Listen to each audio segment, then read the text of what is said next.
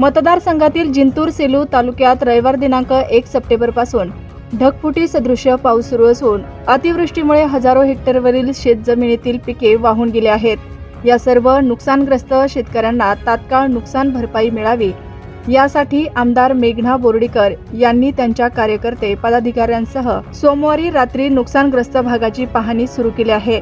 सोमवार दिनांक 2 सप्टेंबर रात्री सेलू तालुक्यातील गिरगाव खुर्द, बोरकिणी व जिंतूर तालुक्यातील कोठा येथील पाझर तलावाचे पाणी गावात शिरले। कोठा येथील नागरिकांना रात्रीच तेथील शाळेत हलवण्यात आले। या ठिकाणी आमदार मेघना बोर्डीकर यांनी रात्रीच भेट देऊन पाहणी करून पूर परिस्थितीबाबत राज्याचे मुख्यमंत्री, गृहमंत्री यांच्याशी संपर्क साधून तात्काळ मदत देण्याची मागणी केली। तसेच पूरग्रस्त भागात अडकलेल्या नागरिकांच्या सुटकेसाठी सैनिकांचे एक पथक तात्काळ पाठवण्याची मागणी केली होती। सोमवार दिनांक 2 सप्टेंबर सकाळी हे पथक जिंतूर तालुक्यात दाखल झाले असून त्यांनी पाण्यात अडकलेल्या 7 जणांची सुखरूप सुटका केली।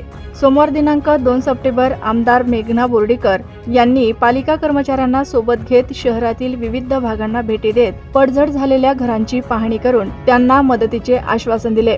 तसेच सरसकट मदत देण्यासाठी मुख्यमंत्री शिंदे, गृहमंत्री फडणवीस यांना तात्काळ निवेदन दिले। बोरीला जाणारा पूल खचल्याने त्या बाबतीतही त्यांनी लवकर पावले उचलून रस्ता पूर्ववत करण्यासाठी अधिकाऱ्यांना सूचना दिल्या। रविवार, सोमवार दिवसभर त्यांनी मतदारसंघातील अनेक पूरग्रस्त गावाला भेटी देत नागरिकांना धीर दिला। यावेळी आपत्तीग्रस्त महिला भावूक होऊन रडत त्यांनी त्यांचे सांत्वन करून मदतीचे आश्वासन दिले।